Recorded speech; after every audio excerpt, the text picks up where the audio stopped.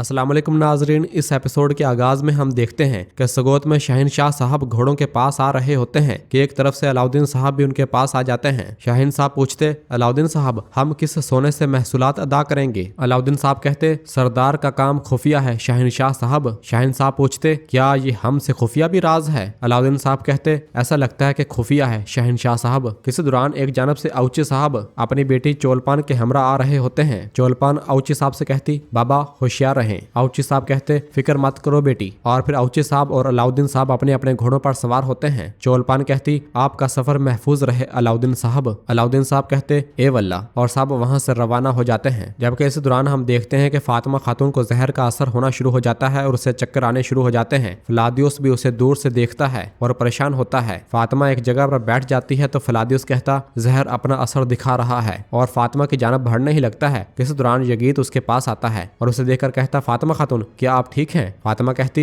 मैं ठीक हूँ यगीत साहब, कुछ नहीं हुआ। तो यगीत कहता, बहनों जल्दी से नमकीन लस्सी बनाओ, शहद का शरबत, जो भी बेहतर हो बनाओ। फलादियुस ये सारा मंजर देखकर बहुत ज्यादा गमजदा होता है। फातिमा कहती, मैंने कहा ना कि मैं ठीक हूँ। यगीत कहता, ठीक रहो, यकीनन हमेशा ठीक रहो, क्या पता मुझे अचानक तुम्हें ऐसी हालत में देखा तो। फातिमा कहती, मैं जरा थक गई हूँ, मैं चलती हूँ, और उठकर जाने लगती है। तो यगीत कहता, तुम हमेशा मुझसे भागती हो, हमेशा भागती हो, अब भी भाग जाओ, लेकिन ये ले लो। और कंगी फातिमा खातून को देता है और कहता, मैंने कहा था कि जान का कर्ज है, तुम्हारे लिए अपने हाथों से बनाया है, रख लो। इस पर फातिमा वो कंगी ले लेती है और कहती, ठीक है मैं ले लेती हूँ, मगर ये आखिरी बार था। इसके साथ ही ये कर्ज का मामला खत्म हुआ, इजाजत दें। और ये कहकर वहां से रवाना हो जाती है। तो पीछे से यगीत परेशान होते हुए कहता, कैसे खत्म हो सकता है? किसी दौरान अपने सिपाहियों को आवाज देता है, सिपाहियों किसी को करीब मत आने देना, दरवाजे बंद कर दो। जबकि फलादियुस एक जानब छुप जाता है और दरवाजे बंद कर दिए जाते हैं। फलादियुस कहता, बेवकूफ आदमी, वक्त कम है, वक्त कम है, और बहुत गुस्से में आ रहा होता है। जबकि दूसरी जानब बोरसा किले में तैकफूर सारोज गुस्से से किले के अंदर दाखिल होते हुए कहता, लानती तुर्क, उन्होंने हमें जाल में फंसा लिया, वो हमारे हर कदम, हमारी हर सांस पर नजर रखे हुए हैं। तो उसका कमांडर कहता,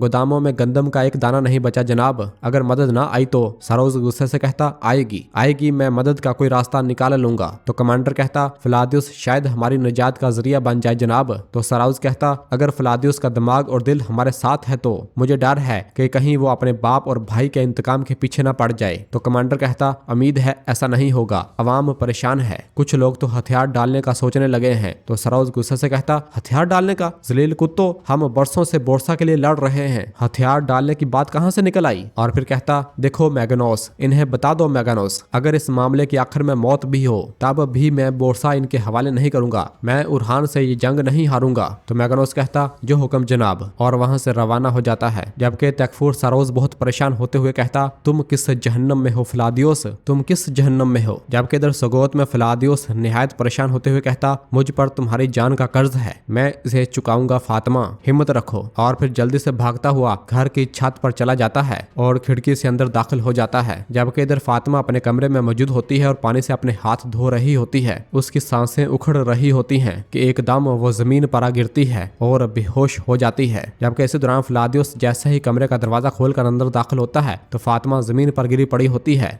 वो फातिमा फातिमा पुकारता हुआ उसके पास आता है। फातिमा अपने होश खो बैठी होती है। तो फलादियुस फातिमा को पकड़कर बैठाता है और उसे उठाने की कोशिश करता है, लेकिन फातिमा नहीं उठती। और फिर फलादियुस तरियाके जहर निकालता है और कह रहा होता है, तुम बहुत ताकतवर खातून हो, तुम बहुत ताकतवर खातून हो। और उस तरियाके जहर को फातिमा के मुंह में डाल देता है और फिर दुआ करते हुए कहता है, ए यसू मसीह, बराए करम इसे मुझे बख्श दे, बराए करम। किसी दौरान फातिमा को थोड़ा होश आता है। वो जैसे ही अपनी आंखें खोलती है तो वहां पर कोई मौजूद नहीं होता, फलादियुस जा चुका होता है। फातिमा अपने आप को इस हालत में देखकर थोड़ा हैरान और परेशान होती है। जबकि दूसरी जानब एजने के किले में हम देखते हैं कि जरकुताई अपने घोड़े पर सवार हुए किले के अंदर दाखिल होता है, जहाँ पर मुख्तलिफ किलों के तकफुरान मौजूद होते हैं। जरकुताई उन्हें कहता, दस्तूर, उरहान साहब तशरीफ ला रहे हैं। कि पीछे से ही उरहान साहब सरदारी पगड़ी पहने अपने घोड़े पर सवार हुए किले के अंदर दाखिल होते हैं, जिन्हें देखकर एक तकफुर कहता, अजीम रोम के नाम पर मैं आपको सलाम पेश करता हूँ, एजनिक में खुश आमदीद। उरहान साहब अपने घोड़े पर से नीचे उतरते हैं और और उसके पास आकर कहते सलाम हो मेरे भाई और अपना हाथ आगे बढ़ाते हैं, जिस पर वो उरहान साहब से हाथ मिलाता है। उरहान साहब कहते आपको भी सलाम, वतन की हिफाजत करने वाले बहादुर सिपाहियों। ये सुनकर बाज़ंतीनी सिपाही बहुत हैरान होते हैं और एक दूसरे की जानब देखते हैं। और फिर वो कमांडर तैकफुर कहता गवर्नर आपका इंतजार कर रहे हैं, लेकिन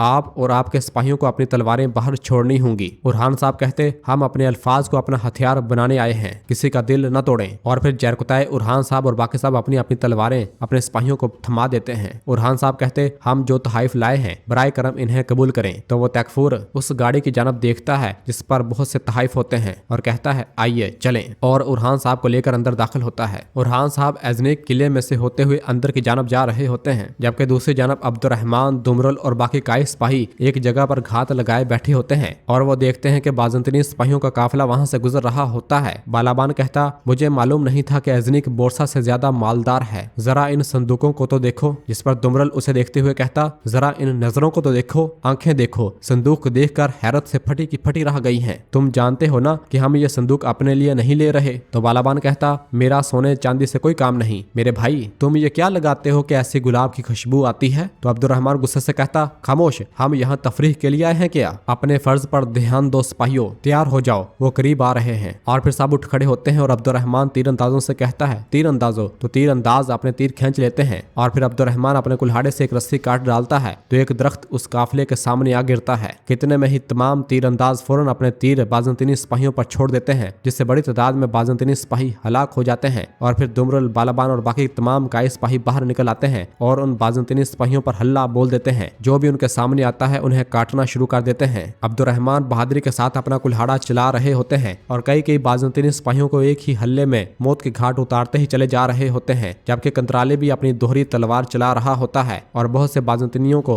मौत के घाट उतारता ही चला जा रहा होता है। बालाबान भी किसी से कम नहीं होता, दुमरुल भी उन्हें काटता ही चला जा रहा होता है और ये लड़ाई थोड़ी देर जारी और सारी रहती है, लेकिन बहुत ही जल्द तमाम के तमाम बाज़ंतीनियों को मौत के घाट उतार दिया जाता है और काफिले को लूट लिया जाता है। जबकि इधर एजने के किले में तैकफुर का कमांडर जरकुताई को लेकर कमरे के अंदर दाखिल होता है। जरकुताई कहता काइयों के सरदार, सरहदों के महाफिज, तमाम तुर्कमानों के रहनुमा गाजी उस्मान साहब के बेटे उरहान साहब के अगले ही लम्हे उरहान साहब एजनी किले के मरकजी कमरे के अंदर दाखिल होते हैं और तैकफुर की जानब बढ़ते हैं। पूरा कमरा लोगों से भरा हुआ होता है, जिनमें खवातीन और मर्द हजरात होते हैं और एजनी के अमीर तरीन लोग भी वहाँ पर मौजूद होते हैं और बड़े बड़े ताजर होते हैं। तैकफुर कहता हम आपको सुन रहे हैं उरहान साहब। तो उरहान साहब कहते लगता है मेरी आमद से आप ज्यादा खुश नहीं हुए। तैकफुर कहता बोरसा का मुहासरा करने वाला, वहाँ की आवाम को अंदर कैद करने वाला, उनको भूख और गुर्बत का शिकार करने वाला शख्स मुझसे कैसे इस्तकबाल की उम्मीद रखता है। तो उरहान साहब कहते दोस्ताना। तो तैकफुर हंसता है और फिर अपनी नशिस्त से उठ खड़ा होता है और आगे बढ़ते हुए उरहान साहब के पास आता है और कहता दोस्ताना, हाँ जब भी हमने आप लोगों से दोस्ती की हमारे साथ क्या कुछ नहीं हुआ उरहान साहब।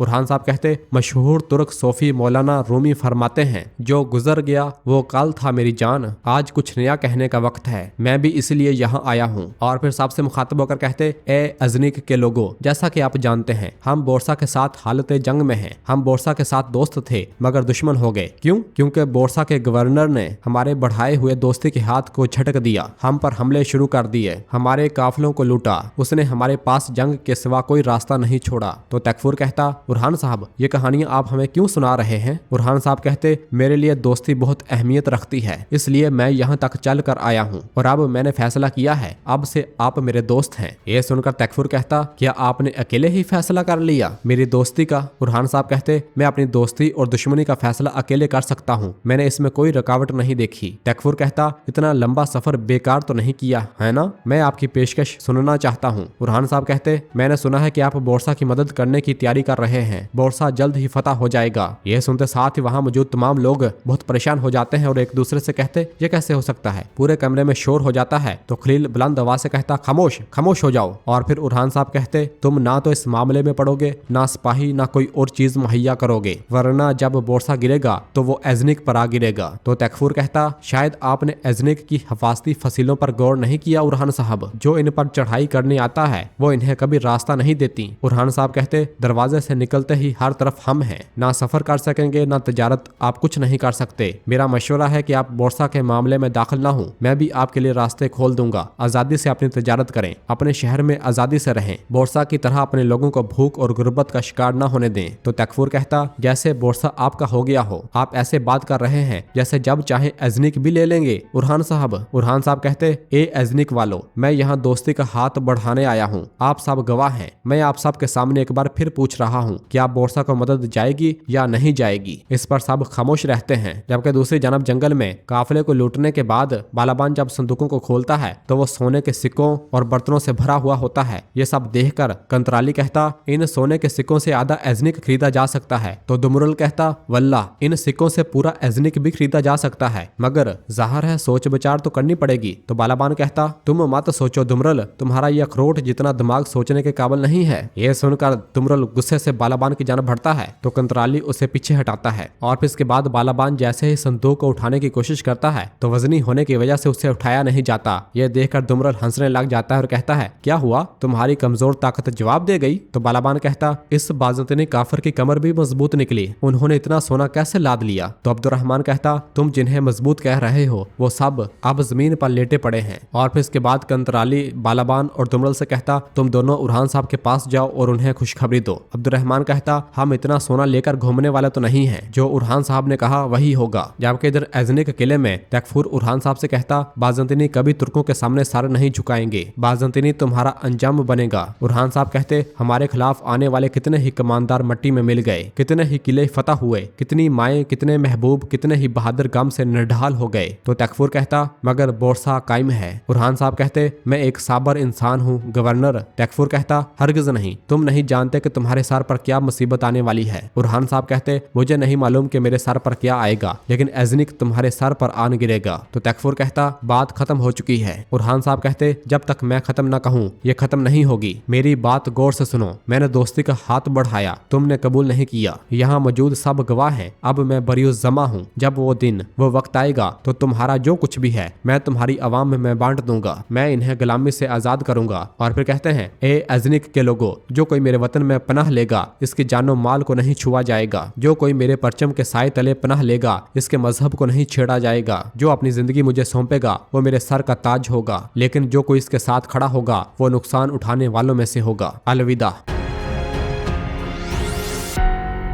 और ये कहकर उरहान साहब वहां से वापस रवाना हो जाते हैं। और नाजरीन, इसी जगह पर एपिसोड खत्म हो जाती है। अब हम मिलेंगे जुमेरात यानी गुरुवार को नई एपिसोड के साथ। वीडियो को लाइक कर दें और जिन दोस्तों ने अभी तक चैनल सब्सक्राइब नहीं किया वो जल्दी से चैनल सब्सक्राइब कर दें और बेल आइकन घंटी वाले निशान को भी प्रेस कर दें ताकि आने वाले एपिसोड्स आपको आसानी मिल सकें। दुआओं में याद रखें। अल्लाह हाफिज।